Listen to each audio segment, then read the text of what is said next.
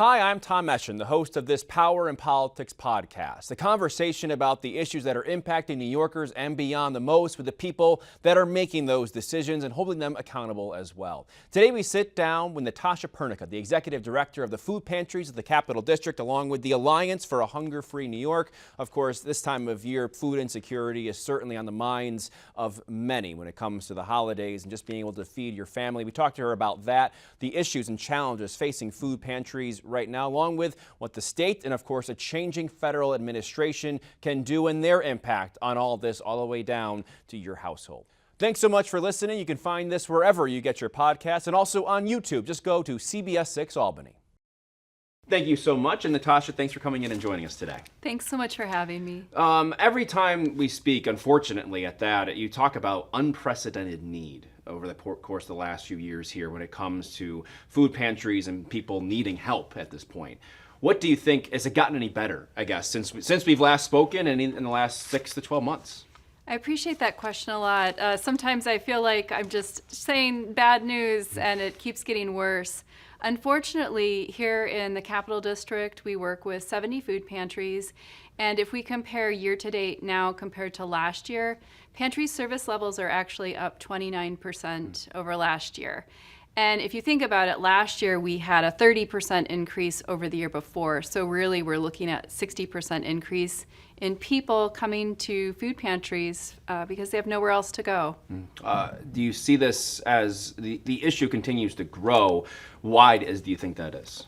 We're seeing a lot more working people having to turn to food pantries. Food inflation prices are actually higher than general inflation. If you look at 2019 until now, food inflation overall is a 25% increase, and we know that it's not going to go down. So when people are having to make difficult decisions between paying for medications, having their car repaired, at least food pantries are there to turn to help get some groceries in the house. How are pantries holding up, considering all this need? Yeah, I have to say it's tough. Having steady volunteers is really important, but also pantries are spending a lot more for food than they used to. So they're struggling keeping up with the increased food prices themselves. When we recently surveyed our food pantry members, 20% of them didn't know if they had enough financial resources to make it until the year end. We've spoken a lot in the past about SNAP benefits, and just, of course, with this new administration coming in, we've heard the president-elect say and propose potentially almost a 30% reduction in SNAP. But some Republicans have pushed back because they know who their constituents are, but they also say there's some issues with the program. I guess if you look at it holistically, you hear that, the 30% reduction in SNAP benefits. What's that mean to you? That puts a lot of us in crisis mode, honestly. SNAP, or Supplemental Nutrition Assistance Program, is our nation's #1 anti-hunger program. The wonderful thing about SNAP is that people have choice and dignity at shopping at a regular grocery store and buying the things that they're used to eating, that they like eating. When we saw the emergency SNAP allocations end post-COVID, that put a huge burden on people in our community. We had people whose SNAP benefits decreased in half turning to food pantries for the first time because they said, well, I don't know what I'm going to do with $26 of SNAP benefits. That doesn't go very far these days. I think that I think it's really important for us to be advocating hard at a federal level on SNAP and maintaining SNAP as it currently is. We do not want to put any work eligibility requirements on SNAP. That reduces people's access to getting much needed food. People need to have food in order to be productive in the workplace or even show up at a job interview. You don't want to show up at a job interview hungry. So it's really important to not add barriers for people accessing a basic need such as food. Some states have responded to that by restoring some of those benefits. Why hasn't New York? That is a great question. We're hoping that Governor Hochul will hear that food and nutrition security should be a priority. So far, it hasn't been something that she's brought up as a priority, and that's discouraging, but we're not giving up. Right now is the time when the executive budget is being formed, and ourselves, along with other anti-hunger and food security advocates, are reaching out to the governor's office saying food and nutrition services need to be prioritized in the the upcoming budget. Do you think they have been in the past few years? Prioritized? Yeah. Do you think that's been prioritized in the budget? It has not been prioritized. I'd have to say in the last year's budget cycle, we saw a small increase in 2 of the main programs that help support food pantries and food banks across the state. However, when you account for food inflation prices as well as service level increases, the small increases we're actually doing more with less. With the increases. So this year, we are asking for significantly more increases for the Hunger Prevention Nutrition Program as well as Nourish New York. And we talk about some of those other states and what they've done. I believe, I think I read something where food as a right has been declared elsewhere. What's your perspective on that? Oh, it's only the United Nations that believes that food is a human right. The United States did not choose to acknowledge food as a right. However, there is some hope. Maine was the first state in the United States to recognize human right as food. Yeah. And there are conversations here in New York State to see what efforts we can make to move that along. That money you were talking about briefly with Nourish New York and the HP, NAP? HIPNAP. Yeah, HIPNAP. Hunger Prevention So Nutrition what does that Assistance. do? I guess, how does that make it, where does that go at the end of the day? Does it go to organizations? Does it go to people? What happens with that fund? So both of those sources of funding really help the food pantry system, food bank system across the state. Some of the money, a significant amount of the money, is for purchasing food. It's supplemental food purchasing money, which is really important. One of the wonderful things about New York State and that funding is it allows food pantries to stock their shelves using the My Plate model. So they have grains, proteins, fruits and vegetables. It's not like get what you get, like an old, box model where here it is, you get what you get, like it or not. This is a well-balanced meal. It allows families to have a variety of foods. Nourish New York is an incredible program because that funding specifically allows food pantries and food banks to purchase directly from New York State farmers and producers. So it helps support New York grown, which is wonderful. We have an incredible agriculture state here in New York, lots of fruits and vegetables produced, and it's wonderful we can provide that added nutrition and fresh produce into food pantries. And there's another program that's is it Fresh Connect, I believe it's called? That also facilitates farms, right? When it comes to connecting the food to the people. Yeah, I mean, when you think about it, New York State, although I said Governor Hochul's not necessarily prioritizing nutrition security in initiatives, the state itself does have different funding sources that are in support of nutrition security. So I think it's important for us to pull that together and say, look what the state can accomplish by bolstering all of these assistance programs to make sure not only by providing enough food to our community, especially at a time when SNAP benefits are really precarious and they aren't making ends meet for people. You want children to be able to perform well in school. You want adults to be able to perform well at work. We know that Medicaid and health is a huge cost to New York State. If people have enough food to eat, it can really, really help with chronic conditions such as diabetes, hypertension, heart disease. So having people housed and nourished should be our top priorities. You speak to that and the way the state allocates money. I've heard some say the state would rather dole out 10 checks than coordinate with 100 organizations. Is that something you agree with? I guess, how do you feel about that and sort of being a narrative here? Yeah, I mean, I can understand the complexity of contract management from a state level, but all of these programs are on behalf of New York State community members. We're doing this work and we should do it the best we can. And sometimes the best way to do that is direct contracts for direct providers right in their communities. That really helps uphold and build local food systems. It helps local farmers, and it also gives more spending priority to the local organizations to support things like staffing and operations.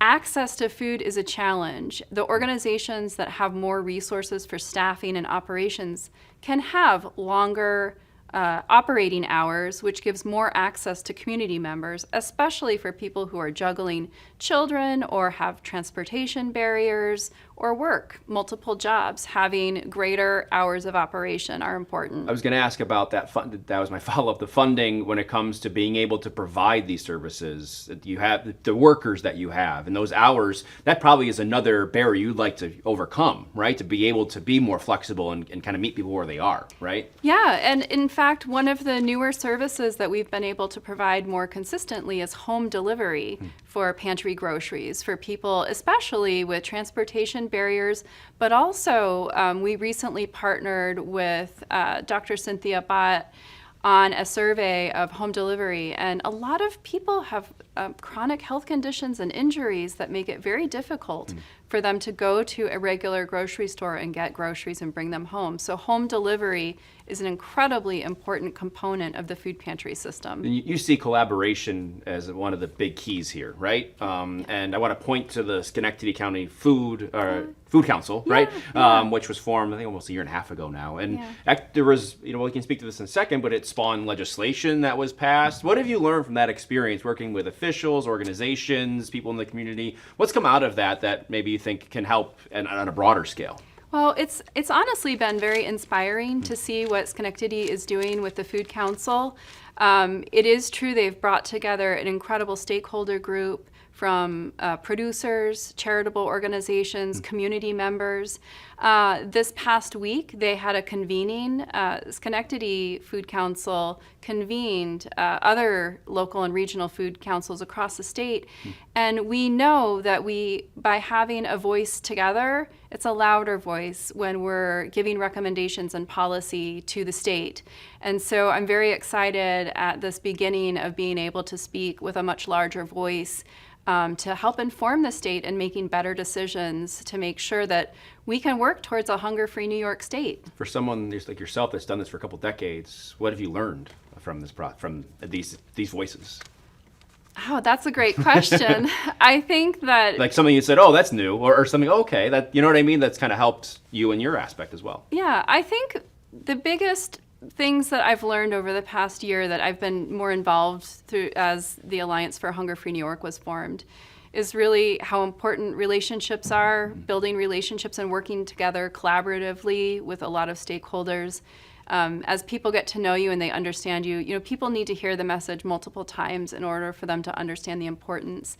The other thing that has been really powerful is people living with the experience of food insecurity and hunger, sharing their stories, and the more that we can amplify their voices so that people understand these are just regular people, and it really spans, all different kinds of people, all different ethnicity backgrounds, race backgrounds, women, men, different ages. This is our community, and there are far too many people in our community that food is a stress in their lives on a daily basis. And until we get that stress of not knowing where their next meal is coming from, they're adding an incredible burden of just functioning every day. I was recently awarded a Peace and Justice Award from Capital Area Council of Churches, and it gave me a moment to reflect on peace and how does food security work? What does that have to do with peace? And really the first thing that came to my mind was if every person had enough nutritious food to eat every day, that would be peace. And that's something that I try to reflect on a lot. Yeah, that's really powerful. Yeah. One of the things that I mentioned in the legislation with regard to community gardens was a need or something a void to fill from the Food Council there. I guess why? Why was that an aspect that has been addressed now? I guess it's going to be. That's still waiting for the governor's signature, but the legislature thought so at least. Yeah, I think that's really plays a part in the idea of food sovereignty. So food sovereignty is being able to grow your own foods, the things that you would like to eat. And it's an important part of community, is that gardening, people like to share with each other, and it just adds another resource for people in the community to have fresh produce. And the grocery store as well was a part of that conversation. I know there's been a lot of advocates that have been put, like I think the Electric City Food Co-op, which now is Community Grocery, for more than a decade, they were trying to get a grocery store there, and now have taken those steps, right? Which I think we've talked about this before. There's a lot of different ways to find and fill food deserts, right? And that could be one. A co-op is one of them, like you've talked before, farmers markets, things like that. But that feels like a step in a direction, right? At the end of the day, it does. And I think too, we've been using the word food deserts to describe areas and communities where there are no regular grocery stores, so people only have access to fast food and junk food. We've kind of moved from calling them to food deserts to describing it as food apartheid, because deserts are naturally occurring phenomena in nature, and these areas that don't have regular grocery stores, it's really because of our profit capitalism, where grocery stores make choices to not operate in communities where it doesn't financially make sense for them. So we're now referring to it as food apartheid because it's a man-made problem, and there are solutions. So we're very excited about that. Yeah, I think a lot of people don't, I guess not a lot, but people probably don't recognize, you talk about food apartheid or not being able to get to food. I think that's a different aspect as well. People don't realize there's a travel aspect to this, of bus lines and all of that. But I think not everyone understands that there's people that can't just drive to Hannaford and go pick up milk or Stewart's. I think that's another aspect people don't fully recognize. Do you see that too? Oh, for sure. I mean, transportation is a huge barrier. And as I mentioned before, health conditions, just not being able to physically pick up grocery bags and move them. Or, as I mentioned before, just having the access of multiple jobs and pantries not being open when someone has, 30 minutes to stop. So I think there's a lot of opportunity. I think it's just making sure, like we talked about, collaboration, and the more we can come together with solutions and advocate together with a stronger voice, hopefully we can move in the right direction. Yeah, what do you think can be the trigger for that? I mean, like we talked about at the beginning of this, I mean, it's going the wrong way. Yeah. And you look at some of these policies, and it feels like there has to be something almost drastic at this point to help turn the tide in another direction. It's a little discouraging because we did see a lot of funding and resources go out to like food pantries and charitable food systems during pandemic, but it's because on the news we were seeing all these pictures of cars and lines. And it's hard because we don't want to always have to get to a crisis level in order to get the resources needed to meet the need. And, the past 2 years, I'd say, we're continuing to operate in crisis mode. But when you're operating in crisis mode consistently, the message isn't as loud and clear, because they're like, oh, here comes Natasha. She's going to tell us there's a really huge increase again. Yeah. So I'm hoping that, the advocacy efforts, honestly, can make a loud enough noise to the governor's office to recognize, because I know Governor Hochul and her administration care deeply, and I know there's a lot of competing priorities, but at the end of the day, if people don't have nourishing food, their health is going to be impacted along with so many other things in their lives. It's something to think about, especially this time of year, a couple holidays that are surrounded by food, and some people that have that might not recognize that that's not the norm, especially these days. It's true. I think it's important for the community to know that if you're at home right now watching this and you're struggling to realize, okay, I'm looking in my refrigerator and I don't really have what I need, food pantries are there to turn to. And at the food pantries, we can help you find a food pantry in your own community. And on the other side of things, if you're doing okay right now, please help your local community food pantries. They are desperate for volunteers. They're desperate for food funding, donations, anything we can do to get through this while we work on the upper end of the advocacy work at the same time. You've been doing this for a couple of decades now. Why? What is your motivation? It honestly is, I always just wanted to help people. And when I started at the food pantries, I'm kind of a behind the scenes, like system person. I like to solve problems, and so You're not behind the scenes right now. Well, You are the scenes. Hey, but I really love being able to work collaboratively and facilitate problem solving and solutions, and so it's just been a wonderful opportunity working with our team and all of the incredible food pantry members that we work with. The food pantries are the ones who are out on the ground day in and day out, listening. They're a shoulder to cry on for people who have just lost jobs or going through serious health conditions and having to make really difficult choices. And the stress and burden and the resource that they are for their community, it's a complete honor to be there to support them and work together with them. What for you at the end of a day, a week, a month is a success, you can feel like is a win? Like, I did my job today. Well, I think number one, did anybody have to get turned away? If we can say that no one had to be turned away because we had resources in our community working together, that to me is a success. I think my vision, if we want to reach for the stars, would be a hunger-free New York. And I'm going to push as hard as I can to move us in the right direction. I think everybody can get on that page. Yeah. Natasha, thank you so much for your time. Thank you so much.